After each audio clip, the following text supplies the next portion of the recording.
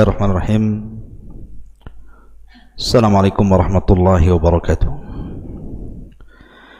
Alhamdulillah wassalatu wassalamu ala Rasulillah wa ala alihi wa sahbihi wa mawalah, amma ba'du. Ma'asyiral muslimin yang dimuliakan Allah Subhanahu wa taala, alhamdulillah di malam hari ini kembali kita bermajelis ilmu dari Masjid Jabal Uhud Tiban Kampung Batam, Kepulauan Riau. Salawat dan salam tak lupa kita aturkan kepada Rasul kita yang mulia alaihi salatu wassalam. Allahumma salli ala Muhammad wa ala alihi wa sahbihi wa man sara ala nahji ila yaumiddin. Pembahasan di malam hari ini kita akan membahas kenapa Nabi SAW tidak pernah azan walaupun satu kali. Padahal syariat azan itu adalah syariat yang disyariatkan Nabi SAW kepada kita. Tapi kenapa pula Rasul tidak pernah azan walaupun satu kali dalam hidupnya? Pertanyaannya, kenapa? Ma'asyiral muslimin yang dimuliakan Allah Subhanahu wa taala, sebelum saya menjelaskan alasan-alasannya, azan ini adalah amalan yang sangat agung sekali. Dan Nabi SAW memiliki 4 muadzin sepanjang sejarah hidupnya. 3 di kota Madinah dan 1 di kota Mekah. Adapun di kota Madinah terbagi di 2 masjid. Pertama Masjid Quba dan yang kedua Masjid Nabawi. Adapun di Mekah ma'ruf, di sana ada Masjidil Haram. Di Masjidil Haram Nabi SAW memerintahkan Abu Mahdzurah radhiyallahu an untuk menjadi muadzin tetap. Dan dari sini Nabi SAW mengajarkan kalimat taswib, as-salatu khairun minan naum. Kemudian Nabi SAW menempatkan muadzin kedua di Masjid Nabawi. Pertama Bilal ibn Rabah, yang disebut dengan imamul muadzinin, imamnya para muadzin. Dan yang kedua Abdullah ibnu Ummi Maktum. Adapun di Masjid Quba Nabi SAW menempatkan Sa'ad al-Qaradi. Sa'ad al-Qaradi adalah maula Ammar ibn Yasir. Itulah 4 muadzin yang pernah ada di zaman Nabi SAW, walaupun yang sangat masyhur adalah Bilal ibn Rabah. Ma'asyiral muslimin yang dimuliakan Allah Azza wa Jalla, di antara fadilah azan yang pertama, azan adalah sebaik-baik ucapan manusia. Ketika Allah Subhanahu wa taala turunkan ayat, "Wa man ahsanu qawlan mimman da'a ila Allah wa 'amila salihan wa qala innani minal muslimin." Siapa lagi yang lebih indah ucapannya dibandingkan orang yang menyeru manusia ke jalan Allah dan beramal saleh dan mengatakan sesungguhnya saya termasuk orang-orang yang beriman? Ayat ini turun kepada para muadzin. Ketika Allah mengatakan wa man ahsanu qawlan, siapa lagi yang lebih indah ucapannya? Maksudnya dari para muadzin. Kemudian yang kedua, muadzin atwalu a'naqan yaumal qiyamah. Para muadzin itu lehernya panjang pada hari kiamat. Dan itu disebutkan dalam hadis Nabi SAW, al-muadzinuna atwal an-nasi a'naqan yaumal qiyamah. Para muadzin adalah atwalun nas, manusia yang paling panjang lehernya pada hari kiamat. Sebagian ulama ada yang membawa kepada zahirnya, artinya makna itu dilihat dari hakikatnya. Karena pada hari kiamat orang tenggelam dengan keringatnya, sehingga para muadzin ini tidak akan tenggelam kepalanya karena lehernya memiliki kepanjangan, artinya dia selamat dari tenggelam kepalanya. Ada juga yang mengatakan bahwa atwalun nas a'naqan di sini artinya memiliki kedudukan tinggi kelak pada hari kiamat. Kemudian juga yang ketiga, tidak secara langsung bahwa muadzin itu sedang mengusir syaitan. Karena syaitan apabila mendengar suara azan, maka syaitan akan lari terkentut-kentut. Dan itu berdasarkan hadis Nabi SAW, idza nudiya lis-salati adbara syaitan lahu dhurat. Jadi apabila seorang muadzin mengumandangkan azan, maka syaitan akan lari terbirit-birit sambil terkentut-kentut. Kemudian juga yang keempat, bahwa suara muadzin itu adalah suara tauhid, karena dalam kumandang azan di situ ada dua kalimat syahadat, asyhadu an la ilaha illallah wa asyhadu anna muhammadar rasulullah. Kemudian para muadzin akan diampuni dosa-dosanya dan akan dijamin masuk surga. Dan banyak lagi fadilah muadzin. Tapi pembahasan malam ini, kenapa Nabi SAW tidak pernah azan walaupun satu kali? Padahal Nabi SAW yang menjelaskan keutamaan yang luar biasa tentang keutamaan azan ini. Tapi kenapa pula Nabi tidak azan?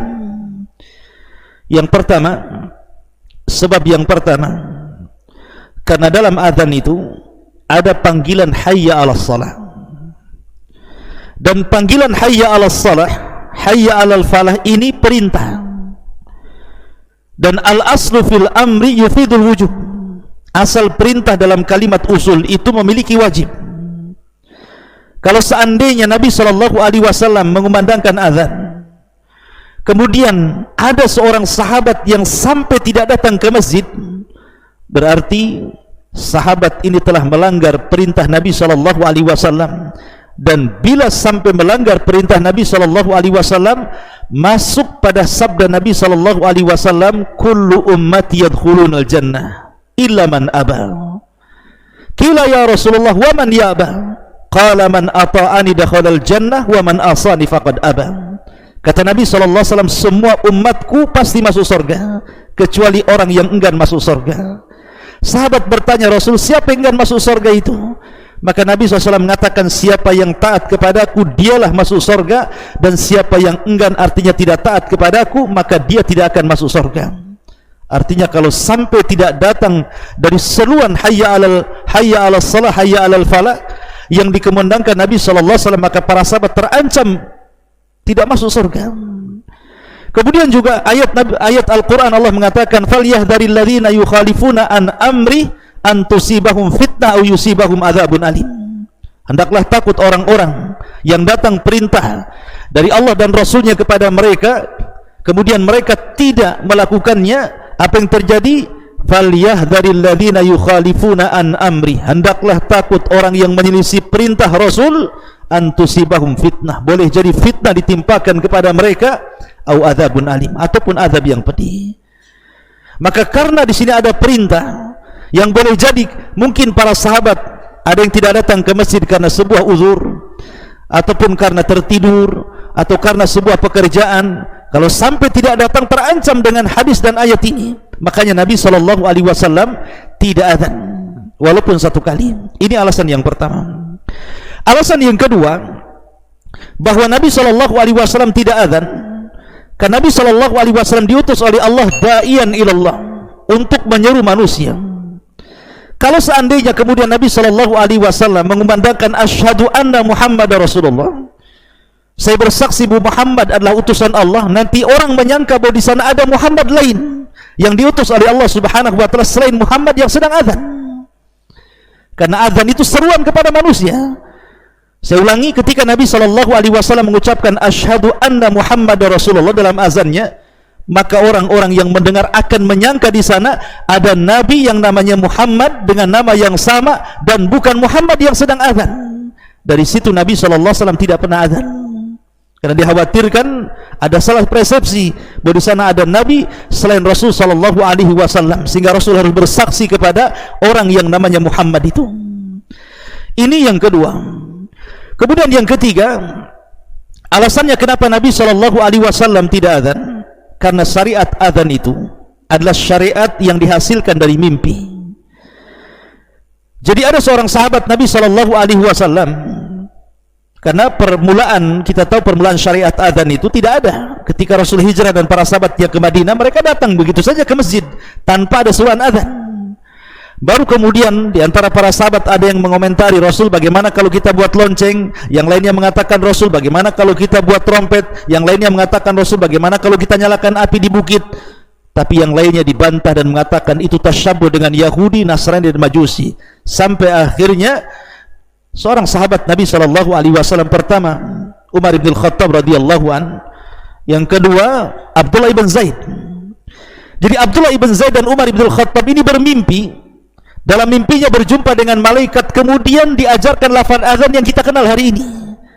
Kemudian keduanya datang kepada Nabi SAW dan melaporkan mimpinya, dan Rasul membenarkannya dan langsung mengatakan kepada Bilal, ya Bilal, adzin linnas, wahai Bilal, azanlah untuk manusia. Lah karena syariat azan ini dasarnya dari mimpi para sahabat yang dibenarkan Nabi SAW, makanya Rasul tidak azan, tapi Rasul mewakilkan azan kepada Bilal, Abdullah ibn Ummi Maktum, Abu Mahdzura ataupun Sa'ad al-Qaradi, Maula Ammar ibn Yasir radhiyallahu anhum. Ini alasan yang lainnya. Kemudian juga alasan yang lainnya juga disebutkan oleh Syekh Al-Allamah Izzuddin ibn Abdissalam rahimahullahu taala. Beliau mengatakan bahwa azan ini sebuah amanah, sama dengan qomat, tidak boleh ditinggalkan. Kalau seandainya Nabi SAW azan 5 kali dalam sehari, zuhur, asar, maghrib, isya, subuh, macam mana Rasul akan berdakwah?